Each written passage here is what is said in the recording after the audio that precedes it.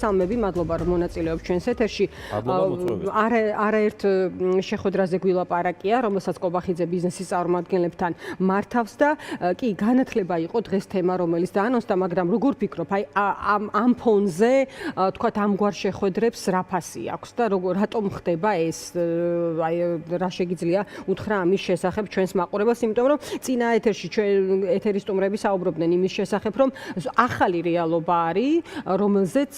თქვათ გარკვეულწილად ბიზნესის ინფორმირება, ისევე როგორც ბიზნესის მიერ არსებულ კითხვებზე პასუხის მიღება, ეხლა შეიძლება ერთ-ერთი მნიშვნელოვანი კრიტიკული საკითხი იყოს. ფიქრობთ თუ არა თქვენ ასე? ჩვენ ხედავთ, რომ ბოლო პერიოდში განსაკუთრებით გააქტიურებულია და მაინც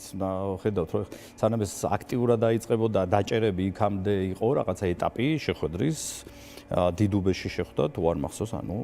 გამოფენის ცენტრში კობახიძე ბიზნეს წარმომადგენლებს, ეხლა ძალიან სწრაფად მოხდა შეხვედრა. ამით კიდევ ერთხელ უნდა აჩვენოს დღევანდელმა მმართველმა გუნდმა, ქართულმა ოცნებამ, რომ ისინი საკმაოდ მჭიდრო ურთიერთობაში არიან ბიზნესთან და ავიცი ეხლა რაღაც ინფორმაციის მიმოცვლა მიდის, მაგრამ ჩვენ როგორც ხედავთ, ცალმხრივად ხდება მხოლოდ ინფორმაციის მიწოდება, თუ რამდენად კარგად ატარებენ რეფორმებს და ჩემთვის გასაკვირია, იცით რა, ეხლა როდესაც განსაკუთრებით განათლების ამ რეფორმაზე ინფორმაცია ის თუ აი რაღაც სიგნალის გაშვებაც არის მიზანი, რომ ეხლა შეხვედრა როდესაც ორ თვეში ერთხელ ხდება, სამ თვეში ერთხელ ხდება ბიზნესთან, ესე სწრაფად თავისთავად რაღაც გარკვეულწილად სიგნალის მიწოდებაც არის, რომ რამდენად კარგად არის ყველაფერი, რამდენად კარგად უჭირავთ სიტუაცია ქვეყანაში, რამდენად წარმატებულები არის, რა თქმა უნდა, ეს ყველაფერი აბსოლუტურად ციფრებში რაც აქვთ მოცემული, ოღონდ ციფრებში წარმოდგენილი აბსოლუტურად სუსხარი და რეალობა სუსხარი ძალიან კარგად აცნობიერებს ჩვენი ქვეყნის მოსახლეობა. თუქვე აქვე აუცილებლად მინდა აღვნიშნო, რომ აი საინტერესოა ვთქვათ, რაზე ქონდა იქ ესე დეტალურად საუბარი, იმიტომ რომ რაღაც რამდენადაც ინფორმაცია მაქვს სამწუხაროდ იქ კითხვებს საერთოდ ზოგადად არ სვავენ ბიზნეს წარმომადგენლები, ძირითადად მონოლოგის რეჟიმში მიდის პრემიერის მხრიდან და შემდეგ უკვე იქ ხა მე არ მინდა დავასახელო ორგანიზატორები და ასე შემდეგ, როგორ ხსნიან, როგორი კარგია, როგორი მაგარია გამხნევება და ასე შემდეგ. ჩვენ ახლა არაერთი ფაქტი გვინახავს წინა პრემიერების შემთხვევაში, როგორ ამხნევებდნენ და როგორ გვერდში ედგნენ რიგი ბიზნეს წარმომადგენლები. ასე რომ თქვათ, იქ განათლებასთან დაკავშირებით ძალიან საინტერესო რეფორმა დაანონსეს, რომელიც არის, ალბათ კატასტროფა ჩვენი ქვეყნისთვის, ხო? ისედაც კვალიფიციური მუშახელი საკმაოდ სერიოზული პრობლემაა დღევანდელ დღეს, ძალიან ცოტა არის და ფაქტიურად განათლების რეფორმას თავიდან ბოლომდე ისე სპობენ, რომ იმ ადამიანებს, ვისაც საშუალება ჰქონდა წასულიყვნენ და მიეღოთ სრულყოფილი განათლება ევროპაში იქნებოდა ეს თუ ამერიკაში თავისთავად, სადაც ქართული ოცნების წარმომადგენლებს ყავთ თავიანთი შვილები გაშვებული, აქ ხო ჩვენ არ ვსაუბრობთ, მხოლოდ და მხოლოდ რაღაცა, ვისაც სწავლა უნდა და რა თქმა უნდა, სამწუხაროდ ძალიან ცოტა, ვისაც ამის უნარები აქვს და ვისაც ეს შეუძლია. იმათაც კი ადამიანს ვიღაცას ვინმეს თუ სურვილი აქვს, ფაქტიურად შეუზღუდეს, რომ თუ საშუალება არ გაქვს, ესე იგი, როგორ მე-12 კლასი უნდა წახვიდე დაამთავრო, რაც კოლოსალურ თანხებთან არის. ამ რეფორმით ფაქტიურად აჩვენეს, რამდენად შეიძლება დიდი პრობლემის წინაშე დავდგეთ ჩვენი მომავალი თაობა, რომელიც წამოვა, უკვე რომელზეც არ ვიცი, ჩვენი ჩვილების თაობა უნდა დადგეს, რა სერიოზული პრობლემის წინაშე შეიძლება დავდგეთ. სამწუხაროა იქ, რომ კითხვების დასმა ვერ ხერხდება, მაგრამ ვფიქრობ, რომ გაცილებით უფრო პრობლემატური საკითხები არის ის, რომ ავტოკრატიულ რეჟიმში ვცხოვრობთ დღეს და ვთქვათ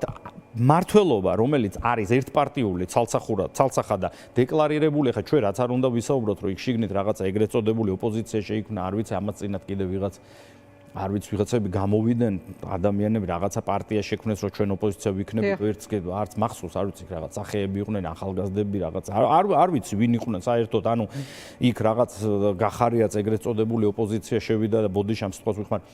გაუპრავა, რომ ესე იგი რაღაც თან იძახიან არალეგიტიმურია პარლამენტი, თან ის, ეს ხო წარმოუდგენელია უბრალოდ. ფაქტი არის, რომ ერთპარტიული მმართველობა არის ჩვენ ქვეყანაში, რომელსაც არავინ შევიდა, გახარიათ, არავინ არ აღიარებს, ხო? ფაქტია. ხო, აი ბიზნესში გამოცდილების მქონე ადამიანისთვის. ეხლა ის სიგნალები, რასაც უშვებს ყობა და მე რეკითხავ, თქვათ, აი ოპოზიციისთვის, ოპოზიციამ როგორ უნდა წაიყვანოს სწორად ეს თემა, რომ თქვათ ამით თქვათ გახსნას რეალურად თავისებურად ეს თემები, რაც მასაც მოუტანს რაღაც კიდე უფრო მეტ ელექტორალურ მხარდაჭერას, ხო? იმიტომ რომ გარკვეული ჯგუფი ადამიანის ამ პროცესით და დიდი ჯგუფი შესაძლოა რაც ხდება არის კმაყოფილი, მაგრამ მე ბიზნესზე მინდა კითხოთ კონკრეტულად. აი მათთვის რა სიგნალი არის ახლა ეს, რასაც უშაი კობახიძე მაგალითად დღეს ამბობდა, რომ მათმა ღალატი ჩაიდინეს თავად ყველა ტენდერზე, ყველა პროექტზე აგებს პასუხს ახლა, რაც ახალი რეალობა დადგა 2024 წლის თებერვლიდან. აი ამაზე იმიტომ რომ რატო გეკითხები, იცი რომ მაგალითად ახლა ხეჭიკაშვილი რომელიც ესწრებოდა ამ შეხვედრას, ხო, ზოგიერთი მათგანისთვისაც რაღაც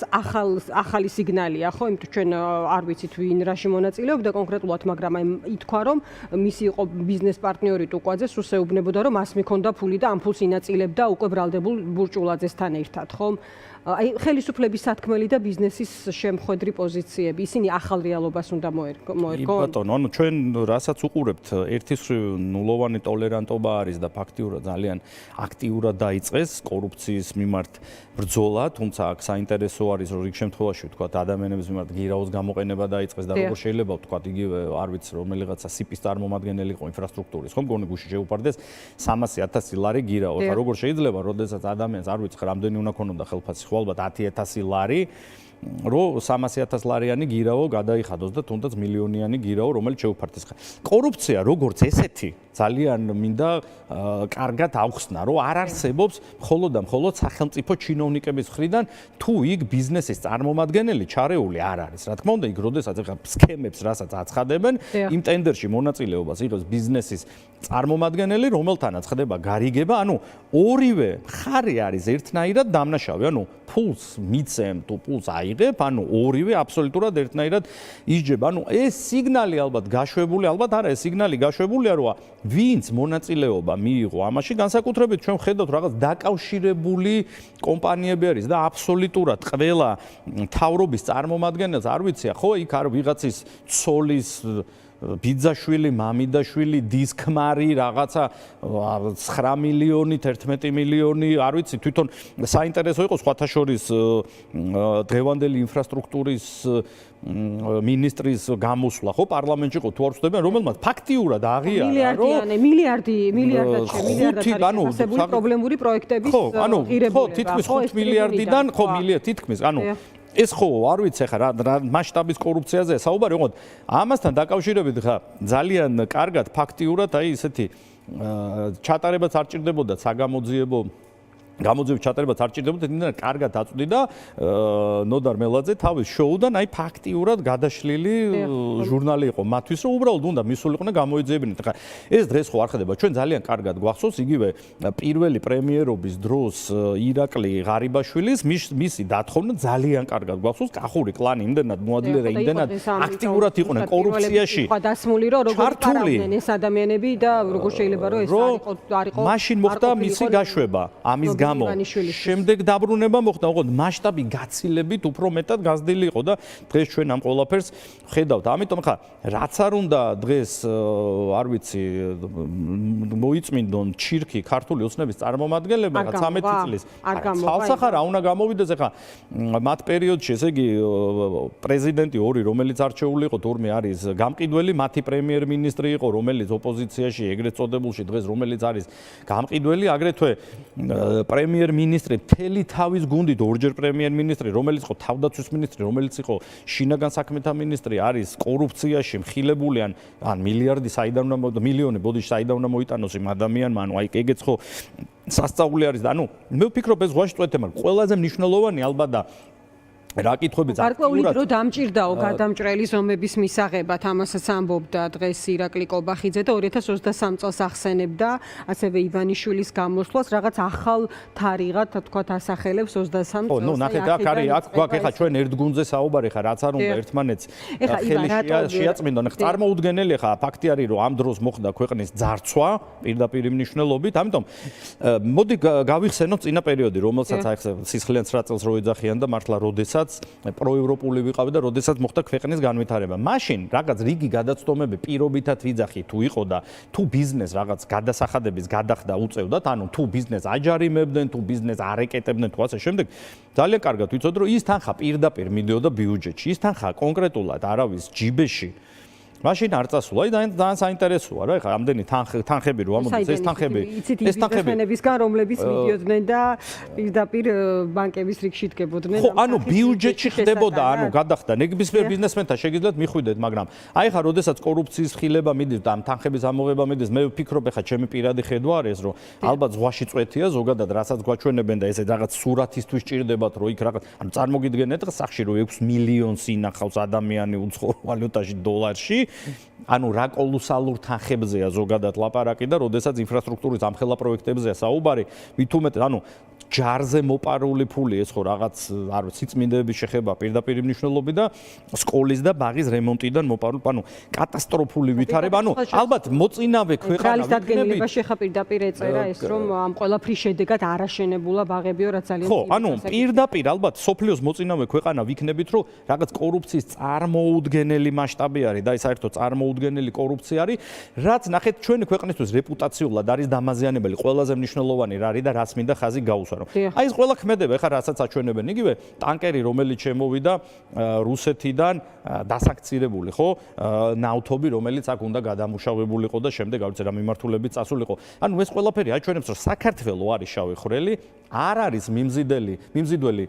ინვესტორებისთვის, აქ არის ინვესტორებზე საუბარი, რომელიც გრძელვადიან ინვესტიციას ჩადებს. აქ არ არის რაღაც საუბარი, რომ ვიღაცამ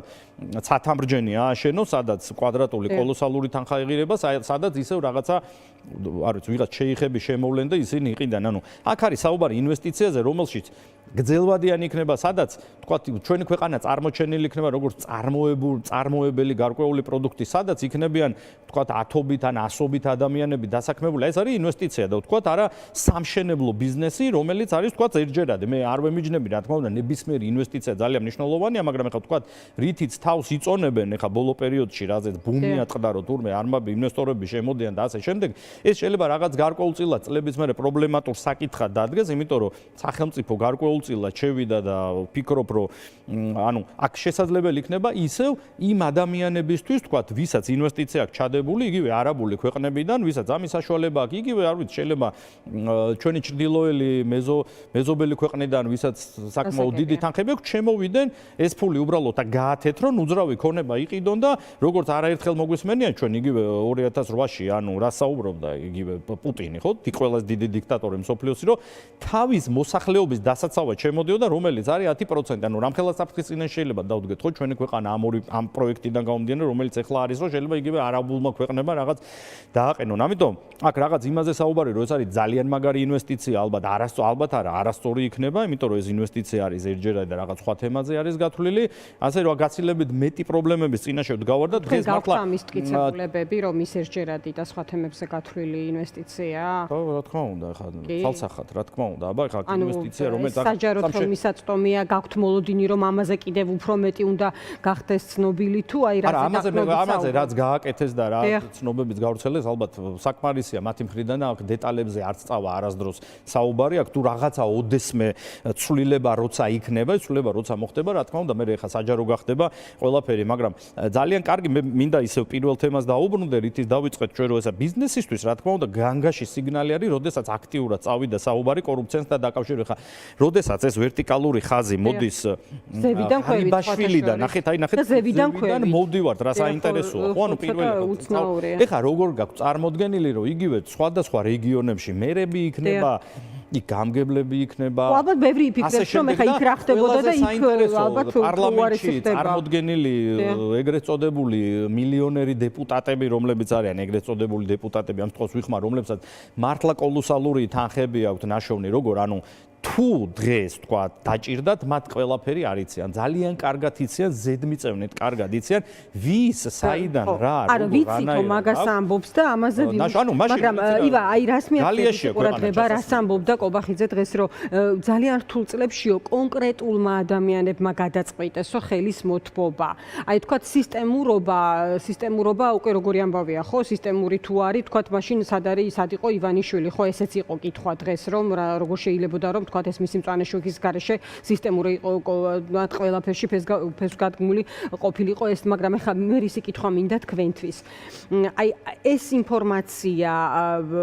ამ ინფორმაციის თქვა და აი ამ სურათის გამოყენება ეხლა რაც ხდება, როგორ უნდა მოხდეს თქვენ სასარგებლოდ, ანუ რას გულისხმობ, იცით რომ აი კიდევ უფრო როგორ უნდა მოხდეს ამ ინფორმაციის მოქალაქემდე ისე მიტანა, რომ თქვა ამან დააზიანოს ოცნება და არა გაამყაროს მისი ძალაუფლება, იმიტომ რომ კობახიძე ამბობს, რომ მე რაღაც სხვა ტიპის მართლობას ვამყარებ, წმენდ კორუფციისგან, მე ვაგებ ეხა ყველა ტენდერზე და ყველაფერზე პასუხს და მე მომთხოვეთ თუ რამეს ნახავთ და ასე შემდეგ, ხო? რაღაც ახალი ტიპის სურათთან გვაქვს ამ შემთხვევაში საქმე, მაგრამ აი თქვენ რას ეუბნებით მოქალაქეს, რომელიც აი ამ პროცესს თვალს ადევნებს. იცი რა, ალბათ იმაზე იმიტომ რომ ნებისმიერ ჯგუფს ჭირდება გამყარება, ხო? ეხლა იმაზე მეტის თქმა ხარ, რაზეც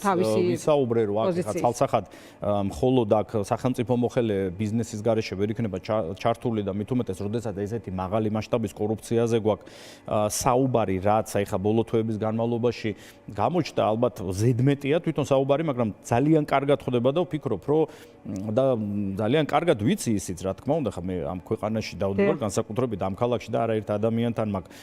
შეხება, რომლებიც ცალსახად, რა თქმა უნდა, იმ ერთპარტიულ მმართველობას, რომელიც დღეს არის და როგორც დღეს არის ქართული ოცნება წარმოადგენელი ნებისმიერი ემიჯნება, იმიტომ რომ საფრთხის წინა შეიძლება დადგენ, უბრალოდ მათი ხმაც კი ვერ იქნება უბრალოდ გაჟღერებული იგივე ეგრეთ წოდებული თვითონ რასაც ეძახიან ოპოზიციური ტელევიზიებიდან, რომლებსაც ანუ თავიდან ბოლომდე ისი მოხჭობა დახჭობა. ხო, შორის ბიუჯეტი ახსენე და აი ხა მოვძებნე რომ ამას ამბობს რომ 20 მილიონამდე ლარის თანხები ამოღებული და ეს მიექცევა ბიუჯეტში. ხა უბრალოდ იმას შედარებაზე მინდოდა და მე 20 მილიონი ხო, ნუ ალბათ სასაცილო. არ არის სარწმუნო თქვენთვის კი ბატონო. რა თქმა უნდა, როდესაც თვითონ უფრო დიდ თანხაზე წოდებულმა ინფრასტრუქტურის მინისტრმა აღიარა თუ რა დიდ პრობლემები რა დიდ თანხებზე არის კოლოსალურ თანხებზე. ამიტომ ეხა ის ზოგადად რაც ხდება, ანუ უბრალოდ აქ მყარდება ერთპარტიული მმართველობა, თვითონ ისიც ანუ რომ შიში აქვს ოპოზიციური პარტიების მიმართ ძალიან კარგად მოწმობს რომ საკონსტიტუციო სასამართლოს მიმართეს რომ გააუქმონ ანუ ძლიერი ოპოზიციური პარტიები ვინც არიან და პირდაპირ ხაზგასმით თქვა რომ ჯერ დანარჩენი არის მცირე ზომის, მცირე ფორმატის და რა თქმა უნდა თუ დავინახავთ საფრთხეს, ანუ თუ ოდნავ მოძლიერდნენ, ესე იგი დაიწყებენ მათ გაუქმებას. ანუ აქ არის ძალიან სერიოზულ დიდ პრობლემასთან დაკავშირებით საუბარი და ყველაზე მნიშვნელოვანი ხაზგასასმელი რაც არის და რასაც ყურადღება უნდა მიაქცეს, რომ ცივილიზებურ სამყაროს ცილდებით და გვაცილებს ის ადამიანები, რაც ძალიან კარგად იციან ჩვენი ქვეყნის მოსახლეობამ, რომლებსაც თავიანთი შვილები, თავიანთი ოჯახის წევრები ყავთ, გაგზავნილი სასწავლებლად და პროპაგანდა მიდის, რომ თურმე ესე იგი გეი პროპაგანდა თუ ასე შემდეგ არ ვიცი რა არის, რომელიც ჩვენ გვახჭობს და საიდანაც დაფინანსებული ფულები თურმე ქვეყანას არ ვიცი ჭაობში ჩაქცევა უნდა თუ გადაღურა უნდა ჭაობში იმ ძალებს რაღაც სისულელები თავიანთ შვილებს უშვებენ, თავიანთ შვილებს სწავლობენ იქ და თვითონ მიდიან დასასვენებლად. ამიტომ ეს ხო რა თქმა უნდა ძალიან კარგად ჩანს, ძალიან კარგად ხედავენ, უბრალოდ გასახანს არ აძლევენ. ხა საქართველოში რო არჩევნები აღარ ტარდება, ფაქტია, ძალიან კარგად ვნახეთ თუნდაც ეს ამ პერიოდში და ანუ ამ შემთხვევაში არჩევნები საერთოდ აღარ ჩატარდება. ალბათ და ეკონომიკა ხა მოდი ისე ბიზნეს და ეკონომიკას დაუბრუნდეთ. აი ეკონომიკურ მაჩვენებლებზე როდესაც არის ლაპარაკი, მე ვახსენე ის რიცხვები, რომელიც დღეს მოიყვანა კობახიძემ, მან თქვა, რომ იანვარ-სექტემბერში ეკონომიკურ მასშტაბ 7.7% შეადგინა და სავალუტო რეზერვები 5.6 მილიარდ დოლარამდე აქვს გაზრდილი და ზრდაზე და ამგვარ პროგნოზზე ისაუბრა. სხვა შორის დღეს იყოს ასევე საქსტატის ინფორმაცია, სადაც ნათქვამია, რომ კონკრეტული სექტორების მიხედვით არსებულ ეკონომიკურ მაჩვენებლებს თუ განვიხილავთ, სექტორების უმეტესობაში ზრდა ფიქსირდება, ხოლო კლება არის მშენებლობის და ენერგეტიკის სექტორებში კონკრეტულად. აი თქვენ ახსენეთ, რომ რიცხვი ერთია და რეალობა მეორე. და ამის არგუმენტი რა არის? აი სარწმუნო იგივე ამის ყველაზე მნიშვნელოვანი არგუმენტი, ყველაზე პრობლემატურ საკითხს მინდა მაინც ანუ არა ეკონომიკურ ზრდას, რომელიც პირდაპირ ციფრებში არის მოცემული და ეკონომიკური ზრდა შეიძლება პირობითად ვიძახი ერთმა კომპანიამ გააკეთოს, ანუ რაღაც კონკრეტული ერთი კომბინაციით, რომელიც ციფრში ისე აისახოს, რომ თქვენ რო კი ქვეყანაში ყველაფერი კარგად არის, მაგრამ ჩვენ აქ არ უნდა დაგვავიწყდეს 2 მილიარდის გათეთრების საქმე, რომელიც არის ანუ მართლა მივიდივარ ნამდვილად 2 მილიარდი როგორც ჟურნალისტ, რომ რა მოხდა მოხდა და უცხოურ ვალუტაში შემოვიდა, ანუ და ამასთან დაკავშირებით ზეგი ჯერ კიდევ სიჩუმე არის და ვიღაც ვიხმარ რა ამ სიტყვას, ვიღაც ვალუტჩიკი რიგითი, რომელიც ალბათ არ ვიცი დღეში შეეძლო რომ რაღაც $1000 გადაეხურდებინა ვიღაცას მისულიყო, ანუ ვიღაცა რიგითი ყავთ დაჭერილი აქ ხო ანუ რაღაც კოლოსალურ თემაზე ანუ ეს რაც ამოვაგდეს და კიდე რაც ჩვენ არ ვიცით თავისთავად, მაგრამ ყველაზე მნიშვნელოვანი მაინც ვფიქრობ რომ აქ არის ციფრები, ინფლაციის მაჩვენებელი, რომელიც კი ბატონო რაღაც 3.5-4% არის მინიმალურზე ოდნავ ზევით არის, მაგრამ იქ თუ ჩავიხედავთ ჩვენ ნახავთ რომ 10% ცილდება სურსაც, ბოსტნეული, ხილი და სხვადასხვა პროდუქტები, ხორცი აგრეთვე განსაკუთრებით არის გაძვირებული, ანუ კალათა სამომხმარებლო კალათა საციცოცხლოდ მნიშვნელოვანი რაც არის ჩვენი ქვეყნის მოსახლეობისთვის, იქ გვაქვს ყველაზე დიდი პრობლემა თორე არა თავისთავად დიდი ჯგუფისთვის ძალიან მარტივი არის, ნებისმიერ შეუძლია შევიდეს სტატისტიკის გვერდზე და ნახონ თუ რამდენად დიდი არის სხვაობა ფასებზე და ანუ წლიდან წლამდე რომ ფასები მზარდი არის და პრობლემატურია ჩვენი ეს არის ყველაზე მნიშვნელოვანი და თქვათ არა ის ციფრები ლამაზად დახატული რომ ვიღაცა შემოვიდა რაღაცა ინვესტიციი და გაიზარდა და ვიღაცამ ესე იგი თბილისის ბიუჯეტზე მეტი თანხა 2 წელიწადში ჩვენ ქვეყანაში გაათეთრა, ხა წარმოუდგენელია, რომ საქართველოში ამხელა თანხა შემოვიდეს და საქმის კურსში არ ყოფილიყო უშიშროების სამსახური, ეგრეთ წოდა, არ ვიცი, სუსი და შემოსავლების სამსახური, ხო? ანუ ხედავთ, რომ დღეს ხუნდაძეზე უკვე სისხლის სამართლებრივ პასუხისმგებლობა იძრეთ, სადამდე მივა, როგორ მივა, არავინ არ იცი, ანუ ძალიან ბევრი სურპრიზი ელოდება კიდე. დარწმუნებული ვარ ჩვენი ქვეყნის მოსახლეობას. კიდევ ერთი პირია, რომელიც ლილუაშვილის ახლო გარემოცვის წევრი არის, თუ არ ვთქვი, მისი ძმაც დაკავებულია შემოსავლების ძმა იყო დაკავებული, ანუ სადაც ჭრეკაძე შევიდა და თანხები ამოიღეს და ანუ მე რამდენადაც მახსოვს, არ მინდა მცდარი ინფორმაცია მივაწოდო მაყურებელს, რომ იგივე ხუნდაძე წინა პერიოდში შემჩნეული იყო კორუფციაში, იმიტომ იყო გაშვებული და შემდეგ ისევ საბაჟოზე დააბრუნეს, სადაც ანუ იმ პერიოდშიც რაღაცა ხმამაღლა საუბრობდნენ, რომ ეს ადამიანი იყო გახვეული კორუფციაში და დღეს უკვე ამხელეს, იმიტომ რომ დღეს უკვე სისტემას აღარ ჭირდება და ხდება რაღაცის ცვლილება. ამიტომ ძალიან ბევრი სიურპრიზი ელოდება და ძალიან ბევრი რაღაცა საინტერესო სანახაობა ელოდებათ, რითიც დღეს ყვებავენ სამწუხაროდ ჩვენი ქვეყნის მოსახლეობას, მაგრამ სამწუხაროდ დემოკრატიას კიდე უფრო მეტად ვცილდებით. დიდი მადლობა ივან, დაგემშვიდობები.